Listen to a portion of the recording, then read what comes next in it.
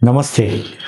आज हामी यहाँहरूसँग कुण्डलीको विषयमा केही कुराकानी गर्न गइरहेका छौँ। के तपाईँको कुण्डलीमा केही त्रुटि छ कि अथवा तपाईँलाई त्यस्तो लागिरहेछ अथवा ज्योतिषहरूलाई देखाउँदाखेरि तपाईँको कुण्डलीमा यहाँनिर अब केही मिलेको छैन भनिराख्नु भएको पनि हुनसक्छ। अथवा अब अर्को भनेको तपाईँको कुण्डली च्यातिएर थोत्रो भइसकेको छ र त्यसमा रियल अक्षरहरू आइरहेको छैन।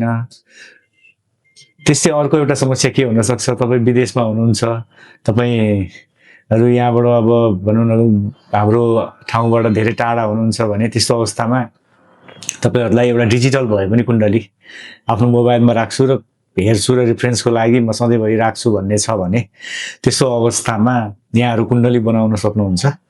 र कुण्डलीको लागि हामीहरू पञ्चाङ्ग निर्णायक समितिद्वारा अप्रुभल प्राप्त एउटा अथेन्टिक सफ्टवेयरबाट त्यो कुण्डलीको डिजाइन गर्छौँ र त्यो कुण्डली यहाँहरूसम्म पठाइदिन सकिन्छ।